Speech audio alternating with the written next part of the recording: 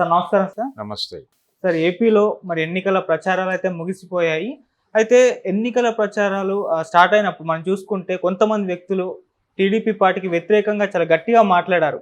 కానీ ఎన్నికల ప్రచారం జోరందుకున్న టైంలో మాత్రం వాళ్ళు కనిపించకుండా పోయారు. కనీసం ట్వీట్లు చేయడం ఇలాంటివి ఏం చేయలేదు. అందులో ముఖ్యంగా చూసుకుంటే ఆర్జీవి గారు ఒకప్పుడు బాగా కౌంటర్లు ఇచ్చారు టీడీపీ వాళ్ళకి గానివ్వండి, జనసేన వాళ్ళకి గానివ్వండి. కానీ ఇప్పుడు ఆయన ట్వీట్లు చేయడం గానివ్వండి, ముందటికొచ్చి ప్రెస్ మీట్లు పెట్టి వాళ్ళకి అగెనిస్ట్‌గా మాట్లాడడం గాని చేయలేదు ఎక్కువగా. మరి అసలు ఎందుకంటారు? అసలు వర్మ గారి దారేటో ఆయన ఏం ఆలోచించారు అసలు ఈ లాస్ట్ టైంలో? అంటే ప్రస్తుతం ఒక మాట అయితే వినిపిస్తోంది బలంగా. హ్మ్. ఆయన కొంత ఆ గ్రూప్‌తో డీవియేట్ అయ్యాడు అని. అంటే జగన్ పార్టీతో కొంత చిన్న డీవియేషన్ వచ్చింది. అక్కడి నుంచి యూటర్న్ తీసుకోవాలి అనేటువంటి ఉద్దేశంతో హ్మ్. ఆయన ముద్దుగా పప్పు అని ఎస్టాబ్లిష్ చేసినటువంటి క్యారెక్టర్ ఒకటి ఉంది హ్మ్. తెలుగుదేశం పార్టీలో.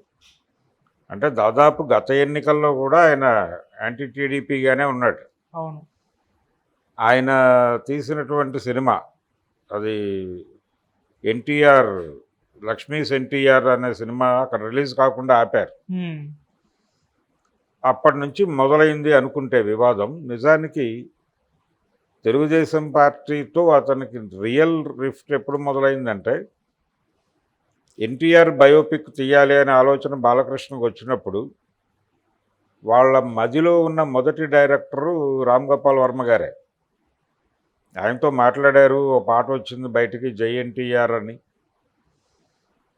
ఈ ప్రయత్నంలో ఆయన అనుకున్న స్కీమ్కి వీళ్ళు అనుకున్నటువంటి స్కీమ్కి మధ్యలో డిఫరెన్సెస్ వచ్చి ఆయన బయటకు వచ్చేసాడు. అప్పటి నుంచి కొంత ఆయన విముఖంగా ఉంటూ వస్తున్నాడు. ఆ తర్వాత ఈయన ప్లేస్లో ఈయన శిష్యుడు తేజాని తీసుకొచ్చారండి. హ్మ్. తేజాకి అప్పటికి ఒకరాజు ఒక మంత్రి చేసినటువంటి పొలిటికల్ డ్రామా నడపగలడు అనేటువంటి ఒక ఇమేజ్లో ఉన్నాడు అతను. హ్మ్. దాంతో ఆయన్ని రంగప్రవేశం చేయించారు. ఆయన కూడా బయటకు వెళ్ళిపోయే పరిస్థితి వచ్చింది. అంటే ఓవర్ ఇన్వాల్వ్మెంట్ ఆఫ్ బాలకృష్ణ. ఇది క్రియేటర్కి ఇబ్బంది కలిగించే అంశం. అందుకని వాళ్ళు తేజ తప్పుకున్నాడు. ఫైనల్గా క్రిష్ వచ్చి అది కంప్లీట్ చేశాడు. సినిమా బ్యాడ్ రిజల్ట్ వచ్చింది.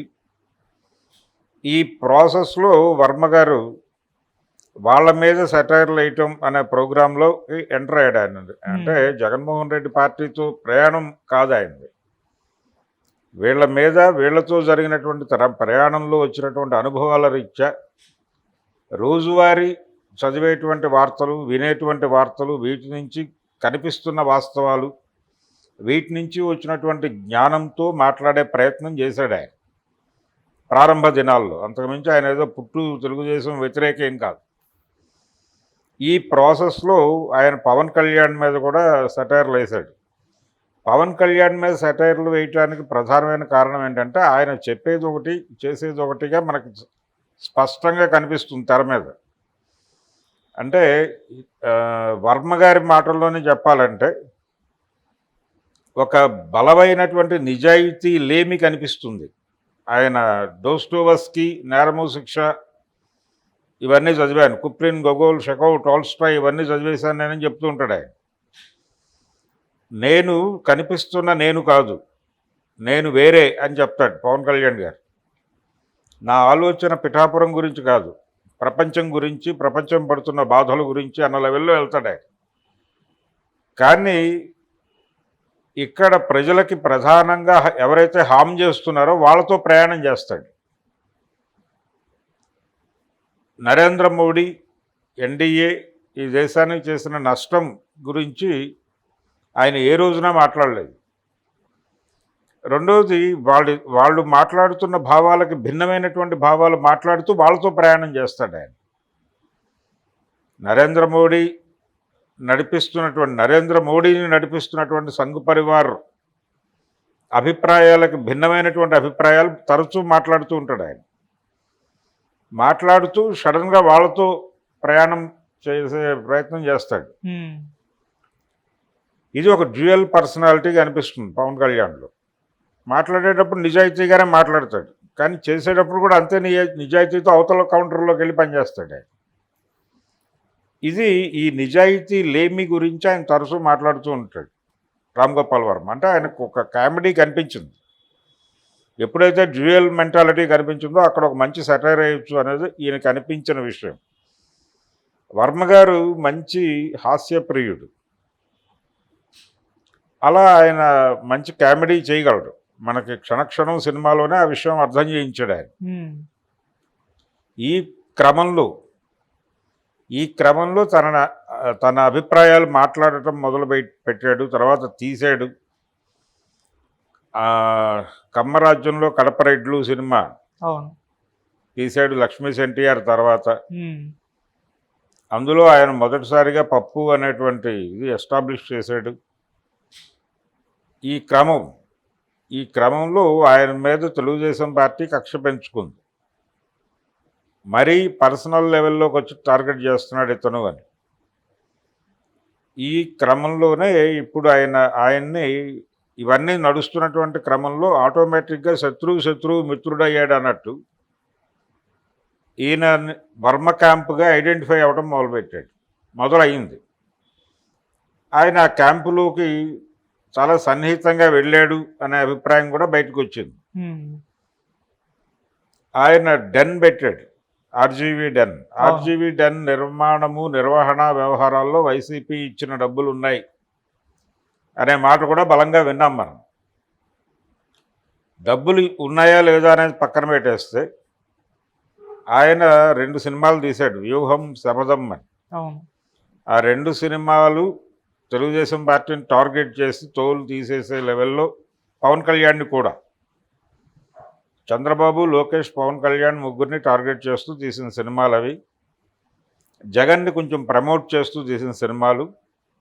వాటి ప్రివ్యూలకి వైసీపీ వాళ్ళు రావటము ఇవన్నీ చూసాం మనం. ఆ 2 సినిమాల్లో ఒక సినిమా రిలీజ్ అయింది, ఒక సినిమా రిలీజ్ కాలేదు. అది ఏమైపోయిందో తెలీదు. ఏపీ ఫైబర్ నెట్లో ఎక్కడుందో ట్రేస్ అవ్వదు అది. అసలు ఆ కంటెంట్ని ప్రచారానికి వాడతారు అనుకున్నారు, వాడలేదు. ఇప్పటికైనా చేసి ఉండొచ్చు అది. కానీ ఇప్పటికి కూడా అది ఎక్కడ సోషల్ మీడియాలో ఎక్కువ మంది ప్రజలు వ్యూ చేసే ప్లాట్ఫామ్స్ మీద అది కనిపించదు. సో ఈ ప్రాసెస్లో శబదం తర్వాత నుంచి ఆయన సైలెంట్ అయిపోయాడు. ఎక్కడా పెద్ద రాజకీయాలు మాట్లాడలేదు. ఎవరన్నా అడిగితే అభిప్రాయాలు చెప్తున్నాడు తప్ప ఆయన విడిగా తనంతటి తాను చొరవ చేసి అంతకుముందు ట్వీట్లు పెట్టేవాడు అందరి మీద, పవన్ కళ్యాణ్ మీద, లోకేష్ మీద తరచూ పెట్టేవాడు ఆయన. ఇప్పుడు ఎవరి మీద మాట్లాడలే. ఇప్పుడు వినిపిస్తున్న మాట ఏంటంటే దాదాపు నెల 15 రోజుల నుంచి ఆయన లోకేష్ అపాయింట్మెంట్ కోసం ట్రై చేస్తున్నాడు అనే మాట వినిపిస్తోంది.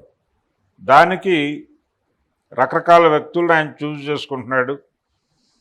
దాంట్లో ఒక రియల్ ఎస్టేటు, సినిమా బిజినెస్తో సంబంధాలు ఉన్నటువంటి ఒక సినిమా మనిషి ద్వారా, తెలుగుదేశం సన్నిహితుడు ఆయన ద్వారా ఒక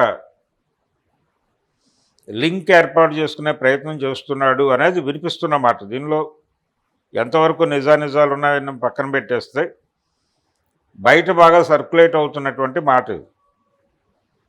అయితే లోకేష్ దగ్గరికి ఈ ప్రతిపాదన తీసుకెళ్ళినప్పుడు ఆయన స్పందించలేదు అని, పాజిటివ్గా కానీ నెగిటివ్గా కానీ ఎలాగూ స్పందించలేదు. ఆయన నవ్వి ఊరుకున్నాడు. అంటే ఎన్నికల బిజీలో ఉండి ఆయన పట్టించుకోవట్లేదేమో, ఎన్నికలు అయిన తర్వాత మాట్లాడవచ్చు అనే ఉద్దేశంతో దీన్ని కామా పెట్టాడు తప్ప ఫుల్ స్టాప్ అనుకోకూడదు అనేది సమాచారం పట్టుకెళ్ళిన వ్యక్తి అనుకుంటున్నాడట. ఇదే సమాచారం వర్మకి కూడా పంపిణీ చేశాడు ఆయన. ఈ నేపథ్యంలో ఈయన సైలెంట్గా ఉన్నాడు అనేది వినిపిస్తున్న మాట. అయితే తెలుగుదేశం పార్టీతో ఆయన గతంలో, అంటే ఆయన మొదటి సినిమా చూస్తే అర్థమైపోతుంది, ఆయన మొదటి నుంచి కూడా కొంత దేవినేని వైపు ఉన్నటువంటి మనిషి, దేవినేని కుటుంబం వైపు ఉన్న మనిషి. ఆయన విజయవాడలో చదువుకునే రోజుల్లో అక్కడ స్టూడెంట్ పాలిటిక్స్ బలంగా ఉండేవి. United independents, united student organization అని 2 ఉండేవి. అందులో యువై వంగవీటి రంగాది, యునైటెడ్ స్టూడెంట్స్ ఆర్గనైజేషన్ దేవినేని నెహ్రూది. ఈయన కొంత యువైకి వ్యతిరేకంగా యుఎస్ఓతో దగ్గరగా వ్యవహరించినట్టుగా ఆయనే చెప్పుకున్నాడు చాలా సందర్భాల్లో. అంటే ఆయనకి దేవినేని నెహ్రూ, తర్వాత దేవినేని మురళి వీళ్ళు కొంచెం చదువుకున్న వాళ్ళు, చదువుకున్నటువంటి గ్యాంగ్స్టర్స్ అనేటువంటి ఒక గౌరవభావం ఉండుండేది వర్మకి. వాళ్ళు అలా కాదు. వంగవీటి రంగా జీవితం ప్రారంభమైంది సైకిల్ షాప్లో గాలి కొట్టడం దగ్గర ప్రారంభమైన జీవితం అది. సో అతనికంటే వీళ్ళు కొంచెం బెటర్ అనేటువంటి ఒక అభిప్రాయం ఎక్కడో ఉంది ఆయనకి ఇంటర్నల్గా. అది మిడిల్ క్లాస్ మెంటాలిటీ కావచ్చు, వర్కింగ్ క్లాస్ పట్ల ఈయనకున్నటువంటి వ్యతిరేక అభిప్రాయాలు కావచ్చు. అంటే బ్రాటప్ నుంచి, కుటుంబం నుంచి ఫార్వర్డ్ అయ్యి క్యారీ ఫార్వర్డ్ అయిపోయి మనలో నడిచేటువంటి కొన్ని భావాలు ఉంటాయి. వాటి నుంచి ఒక సైడ్ తీసుకున్నాడు ఆయన ఆ రోజుల్లోనే. ప్రో దేవినేని, తర్వాత దేవినేని తెలుగుదేశం పార్టీలో చేరాడు, తెలుగుదేశంతో ట్రావెల్ అయ్యాడు. ఈయనకి కమ్మ సామాజిక వర్గంతో మంచి సంబంధాలే ఉన్నాయి. ఈ నేపథ్యంలో ఆయనకు తెలుగుదేశం కొత్త ఏం కాదు. ఆయన తెలుగుదేశం వాళ్ళతో సంబంధాలు పెట్టుకోవడానికి ట్రై చేయడం కూడా పెద్ద విచిత్రంగా కనిపించే విషయమేం కాదు. కానీ పెట్టుకుంటే ఏం జరుగుతుందంటే, ఇప్పుడు ఆయన ఒకవేళ లొకేషన్ కలిసినా ఇది ఈయన స్ట్రేచర్ గురించి జనాలు కామెడీగా మాట్లాడుకునే అవకాశం ఉంటుంది. ఈయన ఏ ఉద్దేశంతోనైనా కలవచ్చు. అంటే ఫిల్మ్ మేకర్కి ఎవరి మీదైనా సినిమా తీసే పరిస్థితుల్లో ఉంటారు వాళ్ళు. కాబట్టి ఈయన అటు అప్రోచ్ అయితే జనాలు ఏం మాడుకుంటారు, ఇక్కడ ఏదో డబ్బులు ఇవ్వట్లేదు, వీళ్ళు ప్యాకేజ్ అయిపోయింది, వీళ్ళు కౌంటర్ కట్టేశారు, కొత్త కౌంటర్ వెతుక్కుంటున్నాడు ఈయన. అంటే కొత్త ప్రొడ్యూసర్ని ఎత్తుకుంటున్నాడు వర్మ. వైఎస్ఆర్సీపీ అధికారంలో ఉన్న 5 సంవత్సరాలు వాళ్ళ మీద బతికేశాడు. ఇప్పుడు కూటమి గెలవబోతోంది అని అనిపించి వాళ్ళకి లైనేస్తున్నాడు అనే ప్రచారం మొదలై నడుస్తుంది ఆల్రెడీ. ఇప్పుడు సీరియస్గా ఆయనతో కూర్చుంటే ఈయన స్ట్రేచర్ని పడేసేటువంటి ప్రమాదం ఉంది. ట్రోలర్స్ విపరీతమైన ట్రోల్ జరుగుతుంది. ఆయన పెద్ద భయపడే మనిషి కాదు. కానీ ఈ రప్చర్ అవసరమా అనేది ఒకటి ఆలోచించాలి. ఆయన పెద్దగా ట్రోల్ చేస్తే ఇబ్బంది పడే మనిషి కాదు కాబట్టి స్ట్రాంగ్గా తన అభిప్రాయం తాను చెప్తాడు. ఎటువంటి కాన్సిక్వెన్సెస్నైనా బేర్ చేయగలడు ఆయన. ఆయనకు కెపాసిటీ ఉంది. అది తర్వాత విమర్శలకి గురవచ్చు, అది వేరే గొడవ.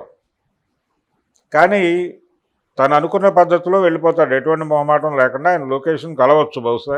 ఓకే, ఈ ఎన్నికల గోల అయిపోయి రేపు పోలింగ్ అయిపోయిన తర్వాత కూడా కలవచ్చు.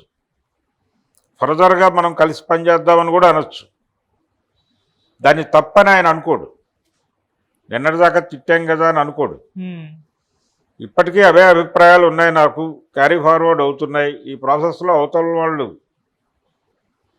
గురించి కూడా నాకు అందినటువంటి జ్ఞానం ప్రకారం మిమ్మల్ని కలిశాను అని ఓపెన్గా చెప్పగలిగినటువంటి క్యాపబిలిటీ ఉన్నటువంటి పర్సన్ అతను రామ్ గోపాల్ వర్మ. ఇలా ఎన్ని మాట్లాడుకున్నా కానీ ఒకటి మాత్రం వాస్తవం, ఆయన కొంత పసుపు రోడ్డులోకి టర్న్ అవుతున్నాడు. వాళ్ళతో ఏదో సయోధ్య పెట్టుకునే ప్రయత్నం చేస్తున్నాడు, లేదు ఒక డైలాగ్ పెట్టుకునే ప్రయత్నం ఏదో చేస్తున్నాడు. అందులో భాగంగానే నేరుగా చంద్రబాబు నాయుడిని కలవడం కన్నా కూడా లొకేషన్ కలవడం ద్వారా ఒక కార్డియల్ రిలేషన్ బిల్డ్ చేసుకునేటానికి అవకాశం ఉంది అనే ఉద్దేశంతో కలుస్తూ ఉండుండొచ్చు. ఓకే, లేదు ఇంకేదైనా ఉద్దేశం కూడా ఉండుండొచ్చు. ఓకే. ఆయన వ్యూహం శబదం సినిమాలు తీయడానికి ముందు జగన్మోహన్ రెడ్డి గారిని కలిశాడు. వెళ్ళి కలిసి బయటకు వచ్చి నేను తీయబోయే సినిమాలో ఆయన పాత్ర ఉంటుంది, దానికి సంబంధించిన డీటెయిల్స్ మాట్లాడటానికి వెళ్ళాను తప్ప ప్రాజెక్టు గురించి కాదు అని చెప్పాడు. ఫైనల్గా ఏం జరిగిందో అందరికీ తెలుసు. అలాంటి ప్రతిపాదనలతో ఆయన లోకేష్ దగ్గరికి వెళ్ళినా వెళ్ళొచ్చు. లోకేష్ ఎలా రియాక్ట్ అవుతాడు అనేది చూసాం. ఆల్రెడీ ఆయన సందిగ్ధావస్థలో ఉన్నాడు అనేది స్పష్టం. ఓకే, ఇతను మనని చాలా రెడిక్యూల్ చేశాడు మార్కెట్లో. ఈ రెడిక్యూల్ చేసిన మనిషితో కలవాలా వద్దా అనేదే ఆలోచన తప్ప ఎన్నికల మరొకట కాదు. ఎందుకంటే తను చాలా సీరియస్గానే మిగిలిన రాష్ట్ర ప్రచారానికి దూరంగా ఉన్నాడు.